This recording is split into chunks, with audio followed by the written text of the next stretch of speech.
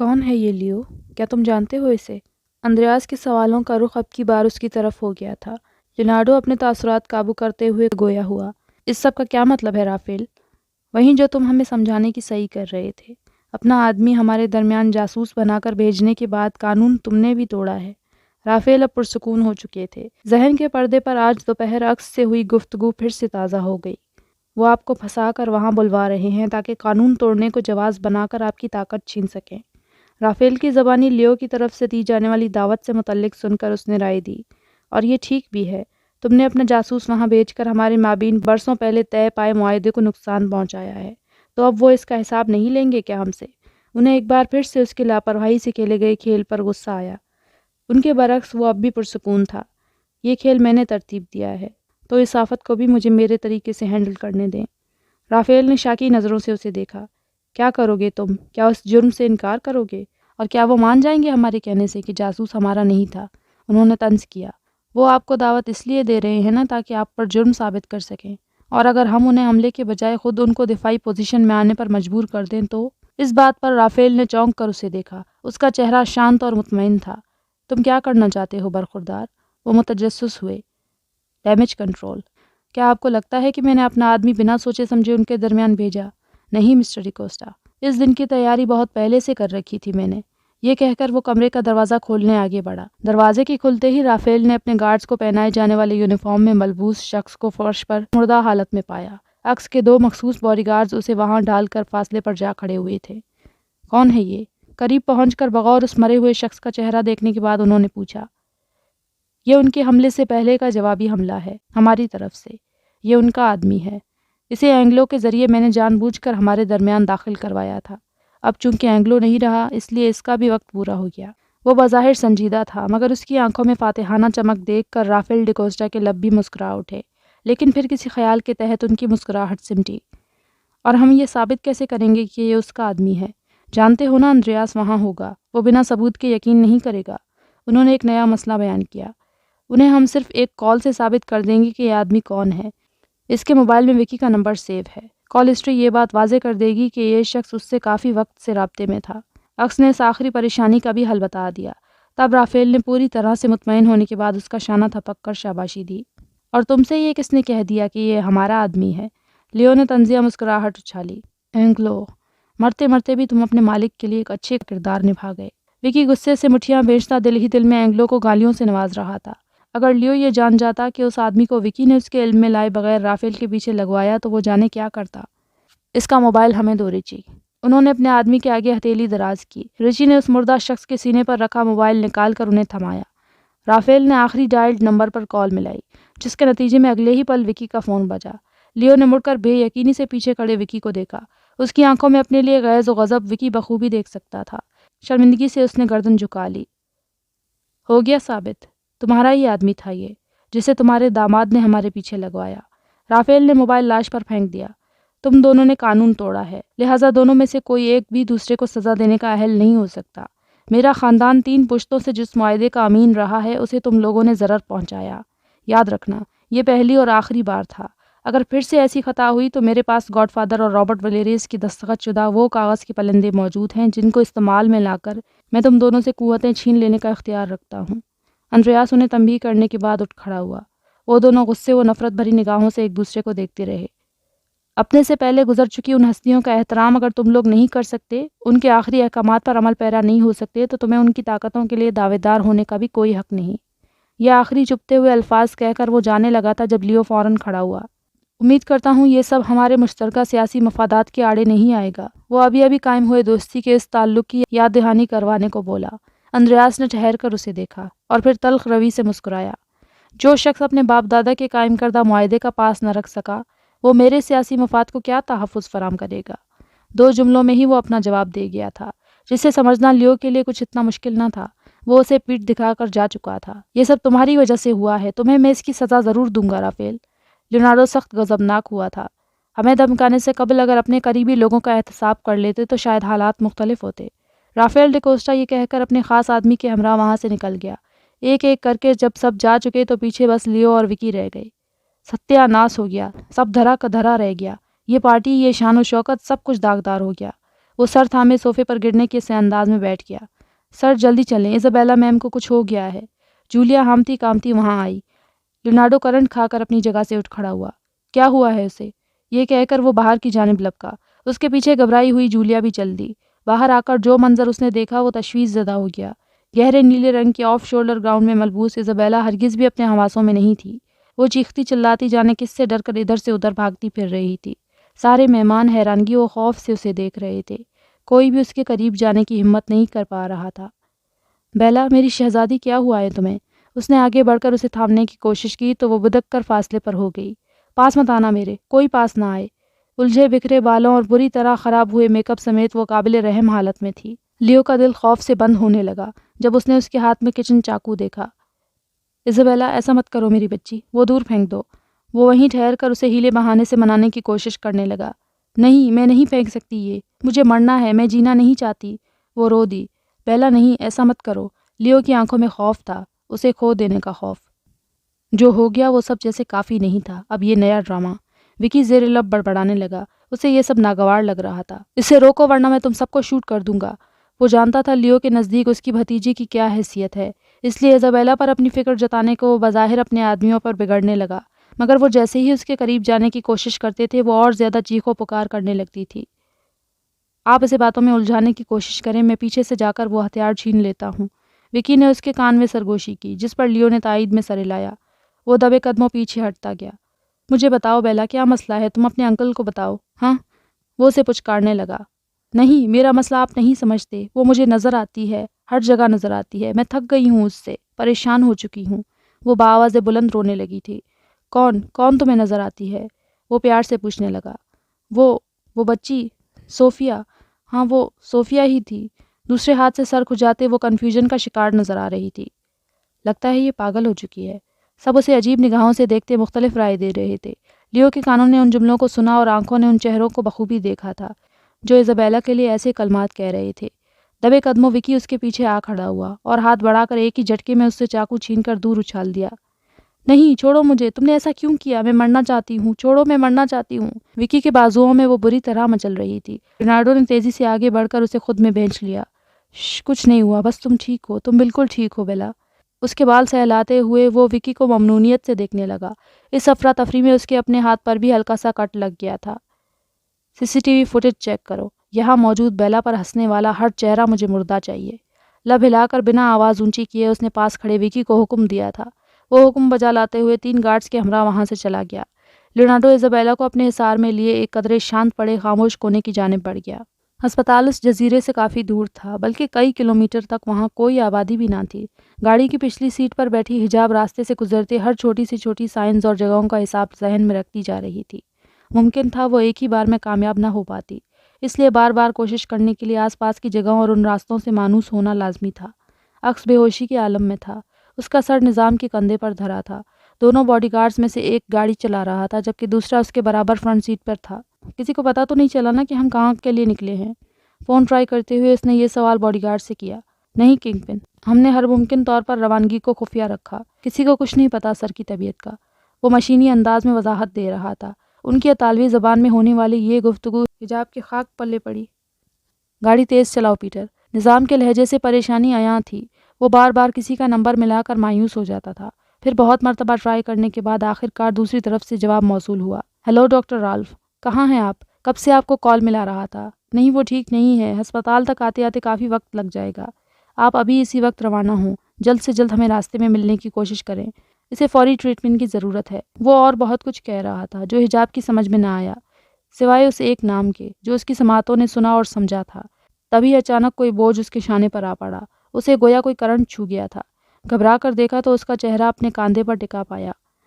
دھیان سے، نظام نے جھٹکا لگنے پر کار چلاتے پیٹر کو ٹوکا۔ اس کی نظر عکس پر پڑی جو حجاب کے شانے پر سر رکھے ہوئے تھا۔ وہ ہٹانے لگی تھی جب نظام سے نظریں ملی۔ اس کی آنکھوں میں وہ اپنے لیے تحریر شک بخوبی پڑھ سکتی تھی۔ اس نے اپنا ارادہ بدلتے ہوئے عکس کی پوزیشن چینج نہیں کی اور ہاتھ نیچے کر لیا۔ منہ دوسری طرف پھیرتے ہی اس کے چہرے پر شدید نفرت و غصہ امڑ آیا۔ اس کے برعکس آنکھیں بھیگنے کو بے قرار تھیں۔ میں کچھ نہیں بھولوں گی، نہ تمہارا دیا دھوکہ اور نہ ہی یہ آنسو۔ پلکیں میچ میچ کر پانی ضبط کرتے ہوئے وہ من ہی من اس سے مخاطب تھی جو اس پل خود سے بھی بے خبر تھا۔ کچھ ہی وقت بعد گاڑی ایک مقام پر آ کر رک گئی۔ نظام باہر نکلا اور گارڈ کے سہارے سے عکس کو اس نے باہر نکالا۔ حجاب نے بھی اتر کر ان کے پیچھے قدم بڑھا دیے۔ آس پاس دور دراز تک آبادی نہیں، پھر یہ کلینک یہاں کس لیے بنایا گیا ہے؟ اس کے ذہن میں الجھن ابھری تھی۔ کچھ شک نہیں تھا کہ نظام نے اسے ساتھ آنے سے منع کیوں نہیں کیا۔ وہ وہاں سے کہیں نہیں جا سکتی تھی۔ سنسان پڑا علاقہ اسے پناہ کہاں سے دیتا؟ اسے ایک پل کے لیے مایوسی ہوئی۔ جو سوچا تھا ویسا کچھ نہیں ہوا تھا۔ ناچار وہ بھی کلینک میں داخل ہو گئی۔ ڈاکٹر کے علاوہ وہاں 2 نرسیں تھیں۔ عکس کو علاج کی غرض سے وہ روم میں شفٹ کر چکے تھے۔ نظام وہیں دروازے کے باہر بے چینی سے چکر کاٹنے لگا۔ حجاب ایک طرف رکھے بینچ پر جا بیٹھی۔ 1 آدھ گھنٹے کے انتظار کے بعد ڈاکٹر باہر آیا تھا۔ ڈاکٹر کیا احوال ہے؟ نظام پریشانی سے بولا۔ طبیعت کچھ سنبھل تو گئی ہے۔ تم نے یہ اچھا کام کیا جو اسے وقت پر ٹیبلٹ دے دی۔ نقصان زیادہ تو نہیں ہوا ہے، مگر پھر بھی اسے آج رات انڈر آبزرویشن رکھنا ہوگا۔ راز کا چہرہ بے حد سنجیدہ تھا۔ حجاب کو دیکھ کر ایک پل کے لیے اس کی آنکھوں میں شناسائی کا تاثر ابھرا تھا، جو اگلے ہی لمحے غائب بھی ہو گیا۔ کچھ غلط تو نہیں ہے نا؟ اس کا اندیشہ کم نہ ہوا تھا۔ ڈاکٹر نے سر دہا بھری۔ اب تک تو سب ٹھیک ہی ہے نظام۔ اتنے عرصے میں یہ پہلا اٹیک تھا، اس لیے اسے ہوش آنے میں شاید وقت لگے گا۔ یا پھر وہ جملہ ادھورا چھوڑ گیا۔ یا پھر کیا؟ بولو۔ نظام بے چین ہو اٹھا۔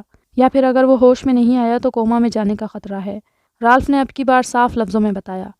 ایسا کیسے کہہ سکتے ہو؟ تم بہترین ڈاکٹروں میں سے ہو، اس سے بھی بڑھ کر یہ کہ تم اس کے دوست ہو۔ ایسی بکواس بات تم اس کے لیے کیا کہہ سکتے ہو؟ نظام کی آواز غصے سے بلند ہو گئی۔ حجاب نے چونک کر ان دونوں کو دیکھا۔ خود کو سنبھالو نظام، اس کی کنڈیشن تم بخوبی جانتے ہو۔ ایسے میں تم مجھ سے کسی جھوٹی تسلی کی امید مت رکھو۔ وہ مایوسی سے کہہ کر اپنے کیبن کی طرف بڑھ گیا۔ ایسا نہیں ہو سکتا، وہ ٹھیک ہو جائے گا۔ نظام نے بے بسی سے اپنے بال مٹھی میں بینچ لیے۔ پھر اچانک دھیان وہاں بیٹھی اس لڑکی پر گیا۔ وہ آہستہ آہستہ اس کی طرف بڑھ رہا تھا۔ اس سب کا سبب تم ہو۔ پہلے تمہارے بھائی نے اس کی دنیا اجاڑی اور اب تم اس کی جان لینے کے در پہ ہو۔ یہ سب تمہاری وجہ سے ہوا ہے۔ وہ حالات کا ذمہ دار اسے گردان رہا تھا، اور جس طرح وہ اس کے نزدیک آ رہا تھا اس کی ہتھیلیاں پسینے سے بھیگنے لگی تھیں۔ چہرے سے البتہ وہ خود کو نڈر ظاہر کرتی اس کے مقابل آ گئی۔ کیا میں نے تم لوگوں سے کہا تھا مجھے زبردستی یہاں بلوانے کو؟ کیا مجھے ساتھ رکھنے کو بھی میں نے اس سے کہا تھا؟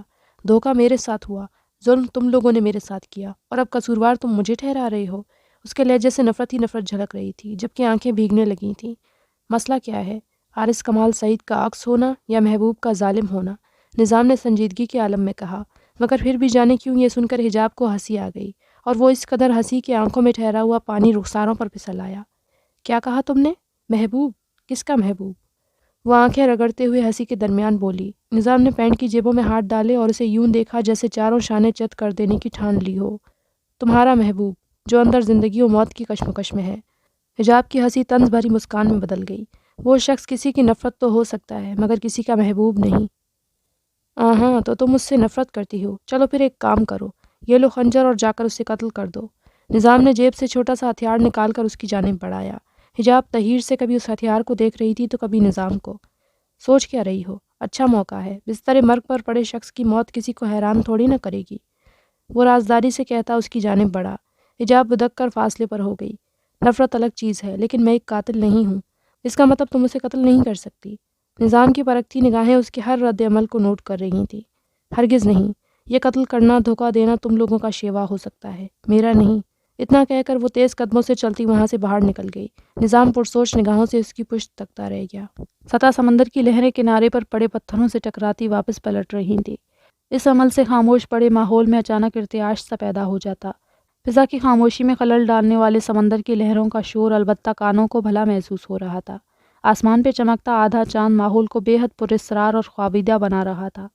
سمندر کنارے سے کچھ ہی دوری پر ایک قدرے اونچی جگہ کھڑی وہ سیاہ سطح والی بلا کو مگن سی تکتی چلی جا رہی تھی۔ اس کے پیچ و تاب میں کھو کر وہ کچھ پل کے لیے ہر بری یاد اور بات بھلا بیٹھی تھی۔ یکدم بہت سا سکون اندر اترتا محسوس ہوا تھا، ایسا سکون جس کے لیے نہ جانے وہ کتنے عرصے سے ترس گئی تھی، مگر اب بھی یہ عارضی ثابت ہوا جب اسے اپنے پیچھے ابھرتے قدموں کی چاپ نے خیالوں سے باہر لاپٹ کھا۔ مڑ کر دیکھنے پر اسے نظام کی سنجیدہ صورت نظر آئی۔ وہ چلتی ہوئی اس کے مقابل آ گئی۔ تم لوگ میرے بھائی کو کیسے جانتے ہو؟ کیا دشمنی ہے اس سے تمہاری؟ سینے پر بازو لپیٹتے ہوئے وہ پرسکون سے پوچھ رہی تھی۔ نظام نے بغور اس کا یہ انداز دیکھا اور زیر لب مسکرا دیا۔ سچ کہوں تو تمہارے جتنا مجھے آج تک کسی نے حیران نہیں کیا۔ تم بہت بہادر ہو، میری سوچ سے کئی زیادہ۔ اس کے لہجے میں احترام پوشیدہ تھا۔ حجاب کچھ چونک کر اس کی آنکھوں اور چہرے پر وہیں ہوس کھوجنے لگی جو اٹلی میں اب تک ملنے والے سبھی مردوں کے چہرے پر اس نے دیکھی تھی۔ البتہ یہاں اسے مایوسی ہوئی۔ نظام ریکارڈو کے چہرے پر سادہ اور بالکل عام سے تاثرات تھے۔ وہ مطمئن سی ہو گئی۔ جانتی ہوں یہ بھی کہ تم وہی ہو جو اس دن مجھے اسپتال میں ملے تھے، لیکن جو بات نہیں جانتی وہ جاننا چاہتی ہوں۔ آخر تم لوگ کیوں میرے اور میری فیملی کے پیچھے پڑے ہو، اور بھائی نے تم لوگوں کا کیا بگاڑا ہے جس کی پاداش میں مجھے یہاں لایا گیا؟ کوئی اسے کچھ بتا نہیں رہا تھا، لہٰذا اب اس نے اندازے لگا کر اندھیرے میں ہی تیر چلایا جو ٹھیک نشانے پر بیٹھ گیا۔ نظام کے چہرے پر اس کی بات سننے کے بعد چھا جانے والے تاثرات سے وہ یہ تو اندازہ کر چکی تھی کہ اس کے ساتھ جو کچھ بھی ہو رہا تھا وہ وجدان کی ہی وجہ سے تھا۔ یعنی میں صحیح سوچ رہی ہوں، تم لوگ میرے بھائی کو غلط جان کر اس کی سزا مجھے اور میری فیملی کو دینا چاہتے ہو، ہے نا؟ وہ خود ہی خود کہتی کڑی سے کڑی ملا رہی تھی۔ اب تک جو رویہ اس نے ان کا نوٹ کیا تھا اس سے تو وہ یہی سمجھ پائی تھی۔ میں تمہیں کچھ نہیں بتا سکتا۔ ہاں، عکس کے جاگنے کے بعد تم مجھ سے جو چاہے پوچھ سکتی ہو، اگر وہ بتاتا ہے تو۔ نظام دونوں ہاتھ اٹھا کر کہتا اپنا دامن جھاڑ چکا تھا۔ حجاب اس کی بات پر جز بز ہوتی کچھ کہنے لگی تھی جب اس کے جیب میں پڑا موبائل بج اٹھا۔ وہ رک گئی۔ موبائل اسکرین پر عکس کے خاص باڈی گارڈ کا نام دیکھتے ہی اس کی پیشانی پر تفکر بھری لکیریں ابھرنے لگیں۔ کیا بات ہے؟ فون کان سے لگائے وہ ایک طرف کو فاصلے پر ہو گیا۔ جس طرح سے وہ پریشان ہوا تھا، لاشعوری طور پر حجاب کے قدم دھیرے دھیرے اس کے پیچھے بڑھے تھے، اور اب وہ نزدیک سے اس کی گفتگو سن رہی تھی۔ کیا بکواس کر رہے ہو؟ کہا تھا نا ان کو کسی بھی حال میں پتہ نہیں چلنا چاہیے کہ ہم اس وقت کہاں ہیں۔ نظام آواز دھیمی رکھتے ہوئے اس کی خبر لے رہا تھا۔ ابرام بھوکلایا ہوا سا اپنی صفائی پیش کرنے لگا۔ میں نے اپنی طرف سے پوری کوشش کی تھی، مگر باس کے سامنے میری دال نہیں گلی، اسی لیے کسی سے آپ کا پتہ لے کر وہ آپ کے پاس ہی آ رہے ہیں۔ ڈیم اٹ، من تو کر رہا ہے ابھی وہاں آ کر اپنے ہاتھوں سے تمہیں شوٹ کر دوں، کسی کام کے نہیں۔ غصے سے بڑبڑاتے ہوئے اس نے کال کاٹ دی۔ حجاب جلدی سے فاصلے پر ہو گئی۔ جب وہ موڑا، تم سے اس وقت یہ کہنا تو نہیں چاہتا، پر پھر بھی کہہ رہا ہوں، عکس کے پاس رہو، کسی کام کے سلسلے میں مجھے جانا پڑے گا۔ اس کے لہجے و انداز سے یوں لگ رہا تھا جیسے نہ چاہتے ہوئے بھی یہ کام وہ اس کے سپرد کر رہا ہو۔ اتنا اعتماد ہو گیا ہے مجھ پہ جو اپنے عزیز دوست کو میرے بھروسے چھوڑ کر جا رہے ہو؟ وہ طنزیہ بولی۔ بالکل، تم کم از کم اسے قتل نہیں کرو گی، یہ بات تھوڑی دیر قبل تم خود ثابت کر چکی ہو، اس لیے اس معاملے میں مجھے کم از کم تم پر اعتبار ہے۔ نظام نے سنجیدگی سے کہتے ہوئے کلینک کی جانب اسے پیش قدمی کرنے کا اشارہ دیا۔ خلاف توقع وہ بحث کیے بغیر آگے بڑھ گئی تھی، جبکہ نظام اب گارڈ کو روانگی کا کہتا گاڑی کی طرف بڑھا تھا۔ اسے رافیل کو راستے ہی میں روک کر حالات سمجھانے کی ضرورت تھی، ورنہ دوسری صورت میں ان کے وہاں پہنچتے ہی عکس کی بیماری ہر ایک پر عیاں ہو جاتی، ساتھ ہی حجاب کی ان کے پاس موجودگی بھی آشکار ہو جاتی۔ کم از کم عکس کی بے خبری میں تو معاملات کو مزید بگڑنے سے نظام کو مانع ہونا تھا۔ کچھ پس و پیش کے بعد اس نے دروازے کا نوب گھمایا اور ایک گہرا سانس بھر کر قدم اندر بڑھائے، پھر چند لمحے یوں ہی بنا کسی حرکت کے گزارے۔ درمیان میں لٹکتے سفید پردے نے اس کے اور بیڈ پر سوئے ہوئے وجود کے بیچ ایک آڑ سی بنا دی تھی، ایسا پردہ جسے جانے کیوں وہ چاک نہیں کرنا چاہ رہی تھی۔ وہ اس شخص کا سامنا کرنے کی ہمت نہیں کر پا رہی تھی، گو کہ وہ ہوش میں نہ تھا، پھر بھی حقیقت دیکھ لینے کے باوجود بھی اس کی تصدیق نہیں چاہ رہی تھی۔ تم کیوں اس کی حقیقت سے بھاگ رہی ہو حجاب؟ آخر کیوں؟ ذہن سوال کر رہا تھا، اور یہ ٹھیک بھی تھا۔ اسے بھلا کیوں کر اب تک اس کے عکس ہونے پر انکار تھا، حالانکہ کچھ دیر قبل وہ اپنی آنکھوں سے سب دیکھ چکی تھی۔ بالآخر عقل کی سنتے ہوئے اس نے ہاتھ بڑھایا اور آہستگی سے پردہ ایک طرف سرکا دیا۔ وہ چہرہ یکدم ہی نگاہوں کے سامنے آ جانے پر اس کی شریان میں سرد لہر دوڑ گئی تھی، تنفس تیز ہوا تھا، پردے پر موجود ہاتھ کی گرفت سخت ہوئی تھی، گو وہ عالم مدہوشی میں کم خطرناک لگ رہا تھا۔ پھر بھی حجاب کو اس سے خوف سا محسوس ہوا۔ اسے وہ لمحہ یاد آنے لگا جب عکس کے ہاتھ نے آگے بڑھ کر اس کی گردن دبوچ لینی چاہی۔ اگر اس وقت نظام بیچ میں نہ پڑتا تو وہ یقیناً اپنی اس کوشش میں کامیاب ہو چکا ہوتا، اور وہ ابدی نیند سو چکی ہوتی۔ حجاب پر وہ پل سوچ کر ہی وحشت سی طاری ہونے لگی۔ اس نے سر جھٹکا اور ایک قدم کے فاصلے پر بیڈ سے نزدیک آ رکی۔ آنکھیں بغور اس کا چہرہ تکتی ایک ایک نقش کھوج رہی تھیں۔ تو المیہ یہ ہے کہ میں نے جسے اپنا مسیحا سمجھا تھا، درد اسی کا دیا ہوا نکلا۔ اس کے لبوں سے الفاظ صدمے و دکھ کی صورت برآمد ہوئے۔ زندگی میں پہلی بار کسی کے ہاتھوں یوں بے وقوف بنائی گئی ہوں، بڑے بے رحمانہ طریقے سے وہ بھی۔ وہ ایک قدم مزید نزدیک ہوئی۔ اب وہ اس کے بے حد قریب کھڑی تھی، یوں کہ ہاتھ بڑھا کر اسے چھو سکتی۔ تمہارے لیے یہ کتنا آسان ہوگا نا، کسی پر بگڑنے کی وجہ سے اس کا گلا گھونٹ دینا، قتل کر دینا۔ کاش میں یہ کر سکتی، کاش میرے لیے بھی یہ اتنا ہی آسان ہوتا۔ یہ کہہ کر اس نے لاشعوری طور پر ہاتھ اس کی طرف دراز کیا، مگر اسے جھٹکا تب لگا جب دوسری جانب سے اچانک اس کا ہاتھ کھینچ لیا گیا۔ شدید بوکھلاہٹ میں وہ توازن کھو کر ایک دم سے اپنے وجود سمیت اس کے سینے سے آ لگی۔ یہ سب یوں بجلی کی سی تیزی سے ہوا کہ حجاب کو ٹھیک سے حیران تک ہونے کا موقع نہ مل سکا۔ دنگ تو وہ تب رہ گئی جب اس نے اسے جاگتے پایا تھا۔ ٹھیک کہا تم نے، میرے لیے جان لینا واقعی آسان ہے، خاص طور پر ان کی جو میری جان نکالنے کی فراق میں رہتے ہیں۔ صاف لب و لہجہ جس میں اطالوی زبان کا دور دور تک کوئی پتہ نہ تھا، اور اس کی وہ آواز عکس کی نہیں بلکہ عارض کی تھی۔ حجاب کو وہ ہر لمحہ حیران کر رہا تھا، حتیٰ کہ اسے اس پل اپنی پوزیشن تک کا بھی ادراک نہیں ہو پایا تھا۔